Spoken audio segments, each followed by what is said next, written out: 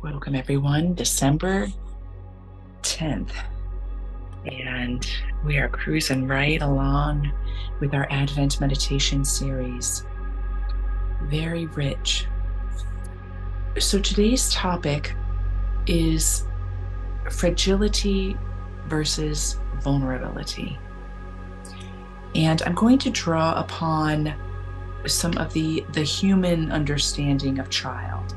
So a lot of what we've done up to this point, and even last night with the session on self-discovery that was so rich, I've been making the connection that these childlike qualities are really actually not the qualities of a child, they're the qualities of divinity. And they show up oftentimes in children in some way, shape, or form. And therefore, returning to those or recognizing that those qualities are within us is not so much of returning to ourselves as a child, but really remembering our divinity.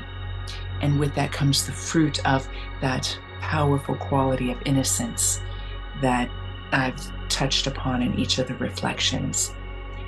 So today, though, what I'd like to do is actually let the framework be a little bit more in the direction of the child and the development of us as human beings, ultimately remembering our divinity, but also along the understood and well-researched forms of development that we might call emotional development and psychological development and stages of development.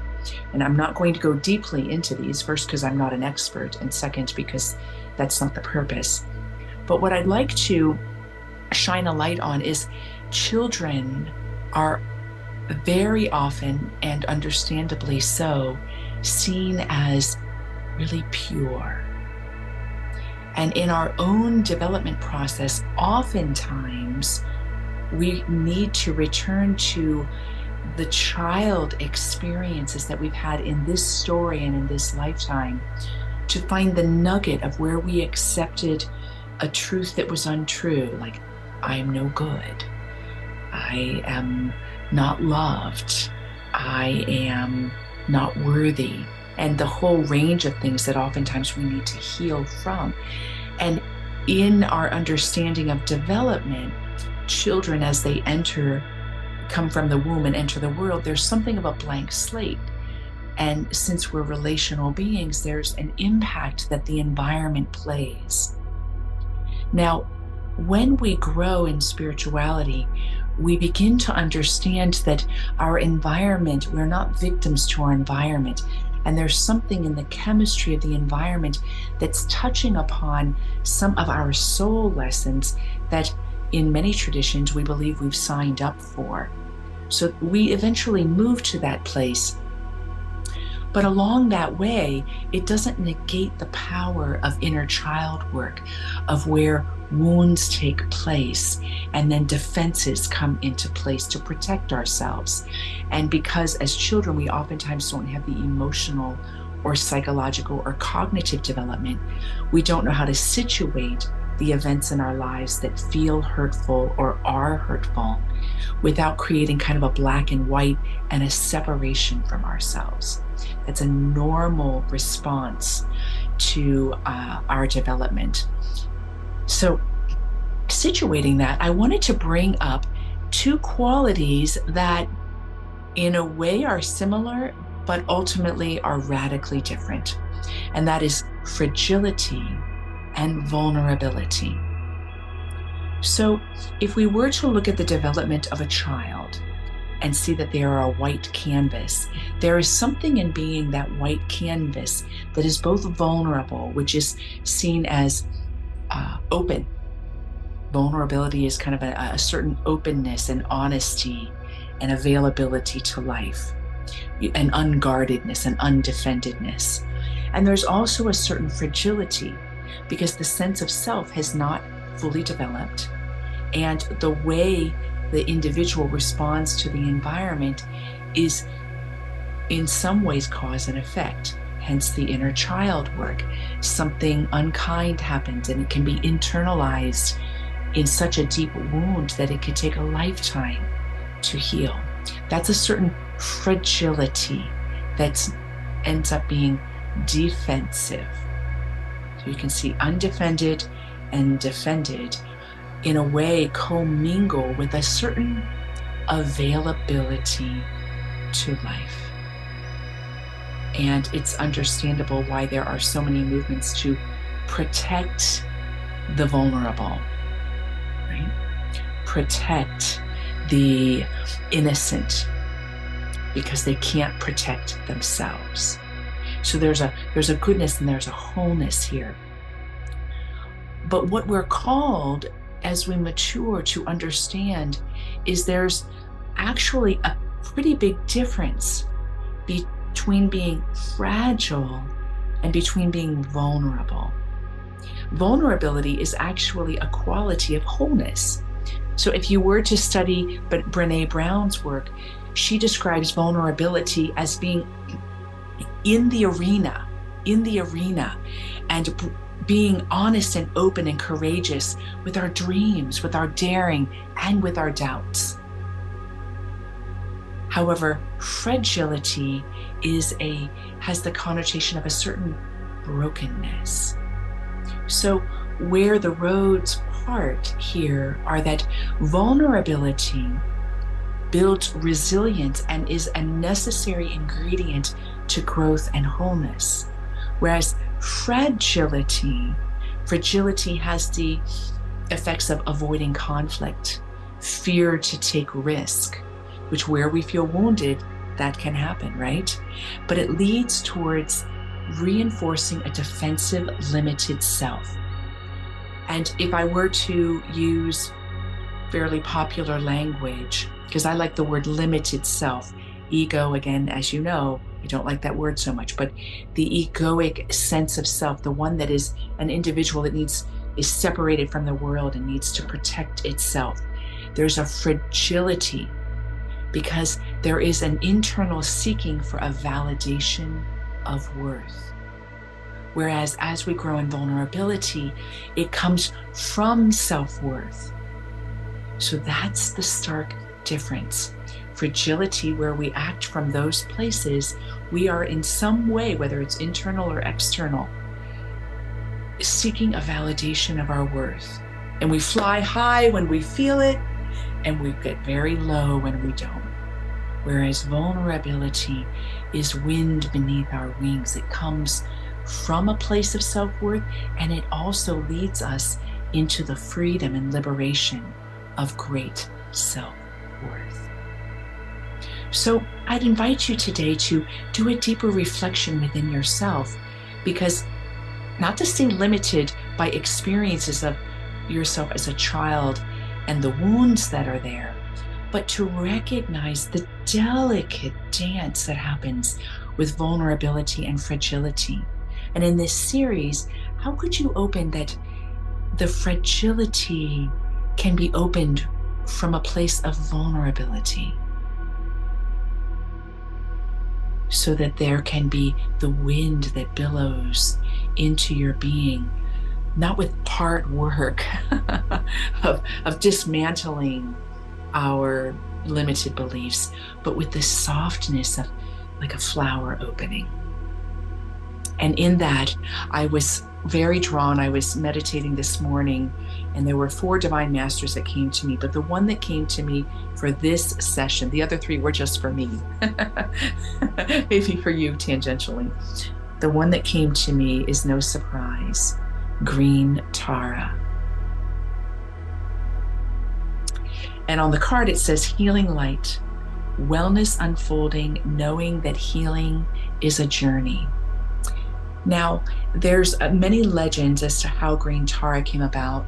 The one that I like, because I love Avalokiteshvara, and I've done segments on Avalokiteshvara, which is the Buddha essence, or the Buddha nature, or the Bodhisattva nature that's present in chapter 25 of the Lotus Sutra.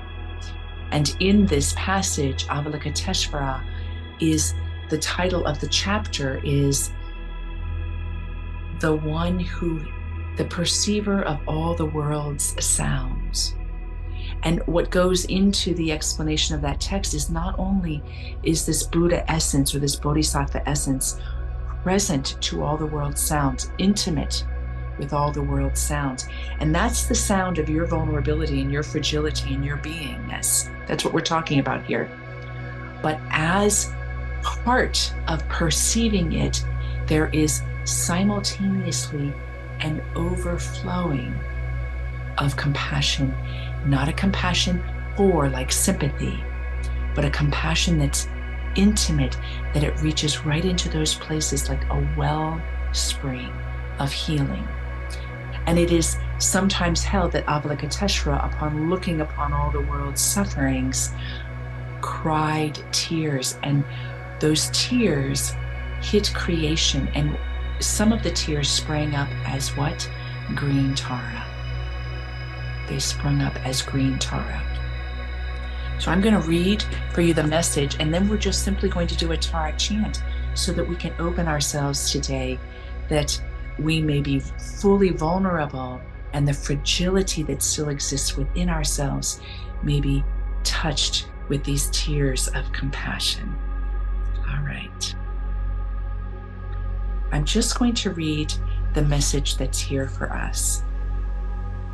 The blessings of Tara are surrounding you now, and you are being guided to know that healing isn't linear, but is more like a spiral. When you set the intention to heal, the intention itself initiates a pathway that is similar to a spiral. At times, you will feel like you are overflowing with vitality, and at other times, you may feel drained. There may even be moments when you feel you are revisiting something you thought you had overcome. But this revisiting is actually an opportunity to see how far you have come on the road to recovery and wholeness. Right now, the spiritual energies that surround you are creating space, pathways, and doorways for you to move closer to the truth that you are whole, healed, and complete. Don't let fears or limitations get between you and the miracles you have experienced and the miracles that are yet to happen. This is a journey to fearlessness and liberation, and you are closer to freedom than ever before. Take the next step. So we won't do a whole mala, but I'm going to use the mala as a way of grounding. And I've done this chant, but I'm just going to invite you to jump in. I'm not going to teach it to you. The words are simple. Om Tare, Tu Tare, Tur Soha. And it's basically the acknowledgement of Tara as the embodiment of full compassion, and the supplication of come to all those places within me so that I may awaken to wholeness. That's my liberal translation. You can Google it and get a few others. Just jump in when you're able to. All right, I invite you to close your eyes.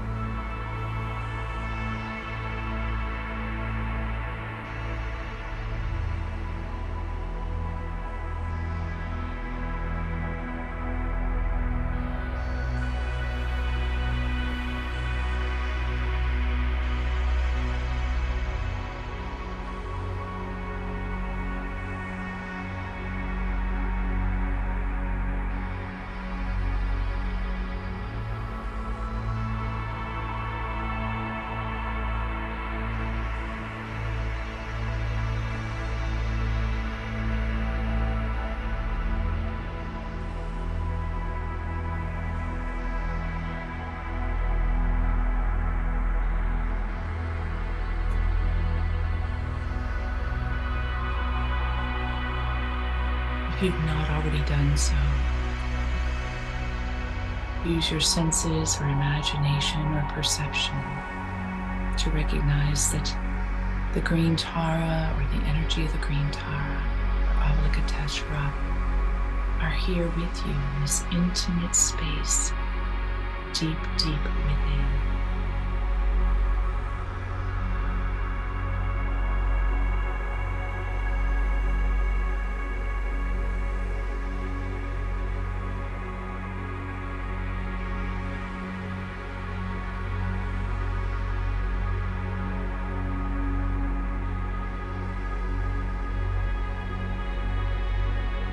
When you're ready, open your eyes to greet the day.